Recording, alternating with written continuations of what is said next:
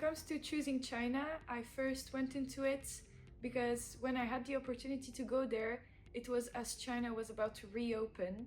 And another thing I had in mind was that I had only seen China through the perspective of the Western media, and I thought if I can go there when the country is reopening after COVID, as a student I should definitely try it.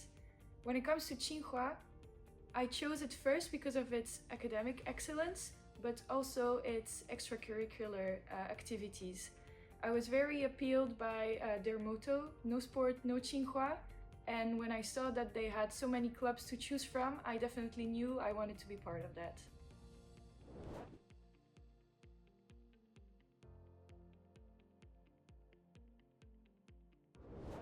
I think I prepared as much as I could, because when it comes to the start of the semester, many things are organized once you are on campus, such as the choice of the courses.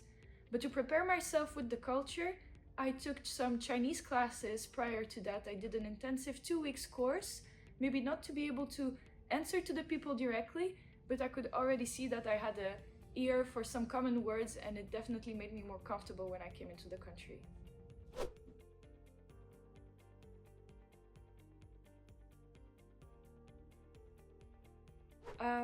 When it comes to the visa procedure, it can be a bit lengthy in filing the documents, but the people were really helpful with me and really responsive when it comes to emails.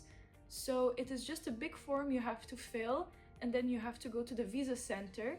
Once the file is given, it will take about 1 week for the visa to be ready, and they will help you with any issues you have. For the entries, for 1 semester you will have a short visa, which is only one-time entry.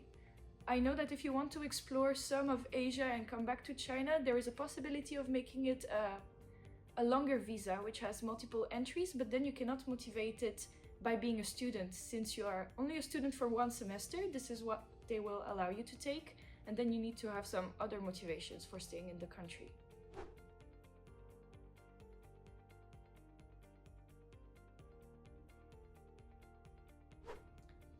To prepare for China, a health check is required. I had to go to my doctor and he had to stamp some document or electronically sign it. However, you can only partially do that. China requires for you, for example, to have an eye check, x-ray, and you can do this once you are in China. So what we did was that with a couple of friends, one time we took a taxi to those health visitor centers where they have all the facilities and you can go through all of the circuit in 30 minutes. And it is much cheaper and faster than just going at your doctor's in your own country.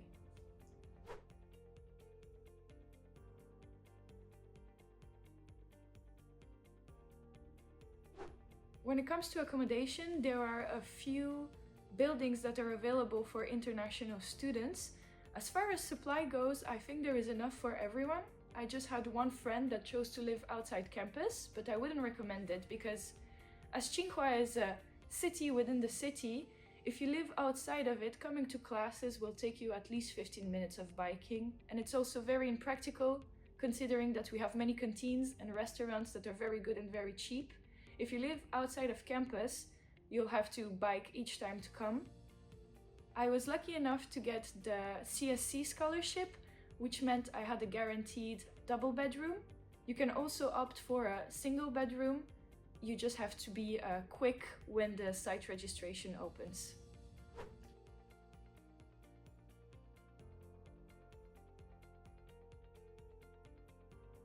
The education was very different from what I was used to in Belgium. They had a system which had continuous assessment, homework, group assignments, midterms, and even points for participation. And some of it didn't just mean attendance, but if the professor would remember your name at the end of the semester. So in that sense, it was really good for me because it meant that even if a group project didn't go well, you knew that you could get your points in other parts of the evaluation. Another thing that made the education very different for me was the size of the classes. So we went from 15 students in my Chinese class to about 40 in my ethics class, but no more than that. Another thing we had was the opportunity to travel with our faculty. For my China Studies course, the professor took us to Shanghai and we had the opportunity to visit many enterprises such as Volkswagen SAIC, ZTO and other fast delivery services company.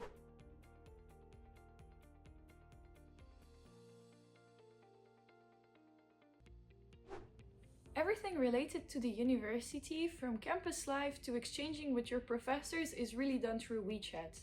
WeChat is a app that can fit everything. You pay with it, you chat with it, you send your homeworks with it, and it was no different for all the student activities. So usually in the international students' dorms, you would have QR codes to scan, which were leading you to activities. Overall, I would say we were very well taken care of, but we were always in that international student bubble. So you would have a campus tour only for international students, parties only for international students. It was very active, but if you want to take a step towards Chinese students, you will have to go beyond that.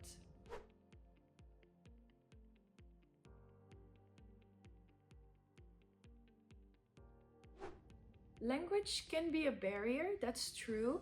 When it comes to teaching first, you will have some professors that you will see have been to the US and come back with a flawless accents, while some will have a strong accent, and that can be already a barrier.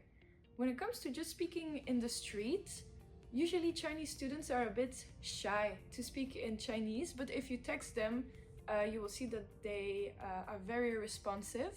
So it can be a challenge, but with using WeChat and the translation functionality, you should have no trouble getting around.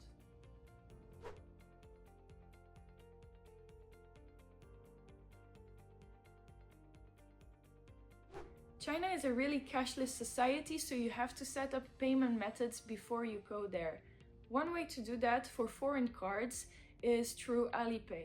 Alipay enables you to bind a few international cards. It is another system that is used just like WeChat. You can do everything with it, from ordering taxis, food, and even groceries, and maybe your first taxi from the airport to the dorm. But for that, you need to have money on that card. So before going to China, I would strongly advise you to see whether your card fits with the app, because not all are accepted. The one I personally used was Wise, because they also have really good exchange rates when you go to China. Once you're there, you will have to make your own Chinese bank card. This will enable you to pay with WeChat, which is what most people use.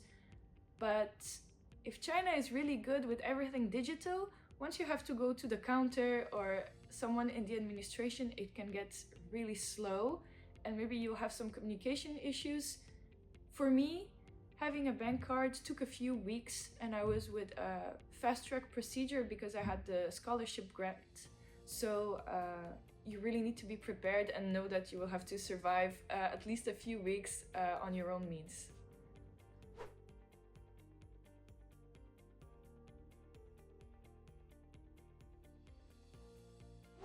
When it comes to internet access in China, while it's true that the internet is restricted, you can come with your own VPN and gain access to your social media. It's not a big deal. Chinese students have it too. It's something that everyone does there, but you do have access to everything you would otherwise have.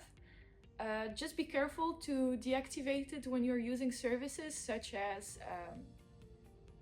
ordering taxis and so on, because it can alter your location.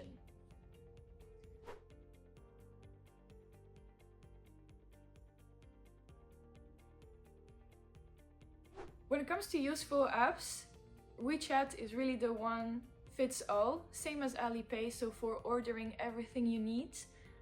Maybe just another shopping app that can be really useful is Taobao. But other than that, with those three apps, you should be set.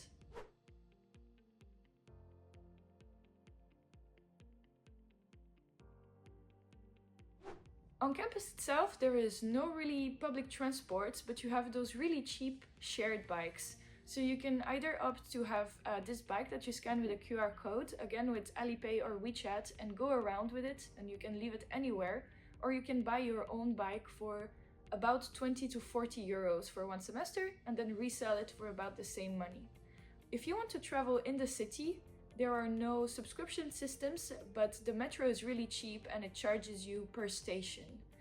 If you want to go far away or maybe go out or come back from a party with friends, taxis are a really good option because they are really cheap compared to here, and if you share with friends, it can be a very sustainable option.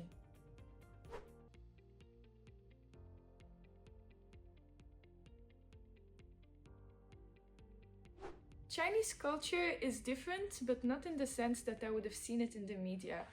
One thing that I remember is you could see, for example, or hear behind you, people spitting in the street. And this I thought, okay, where does that come from?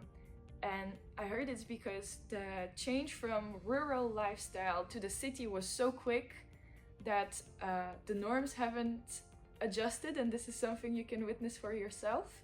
Another thing you can see is what they mean by being communitarian. So how I've seen it is that Chinese students love to hang out around an activity or around a dinner, and I think that's why extracurriculars are so popular there. So, for example, we would go to the athletics field and run together, and then obviously we would have dinner together. And then obviously, if we wanted to, we would go to karaoke together.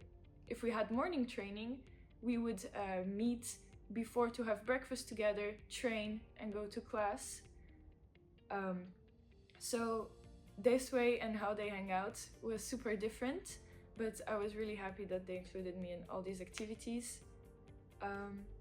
Another thing that you can notice and that we don't do here, again it comes with sounds, is the way they enjoy food. So in China, if you like something, you're gonna be really noisy or not pay attention to how you chew, and here you cannot do that. I remember some Chinese friends even came and visited me here in Belgium, and I asked them, did you try Italian food? They said no. So I was like, of course I'll take them to a spaghetti place. But then I had to show them how we eat it here, and they were also shocked by using the fork and having to twirl the spaghetti.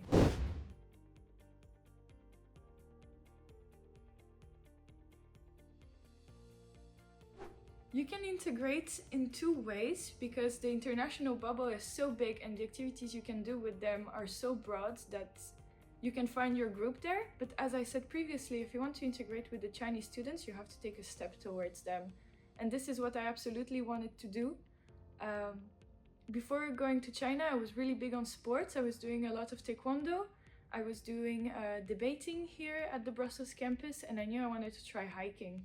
Fortunately for me, those three were also available in China. So I joined the hiking club, and there I felt I integrated because I saw them so often. Every day we would have trainings together, and as I said, after we would go have meals together. I even spent a weekend in the mountains with them.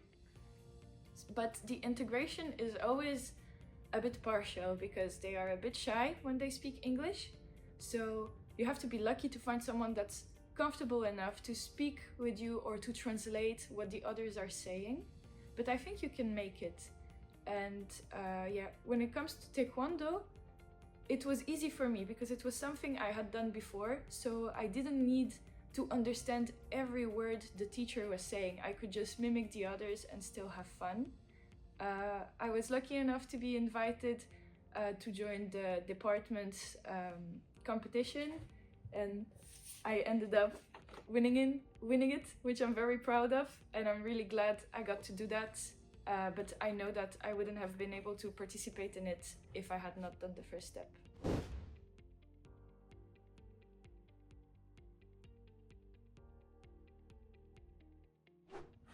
For me, it was definitely about combating the stereotypes I had seen and forming my own opinion. China was very enriching for me.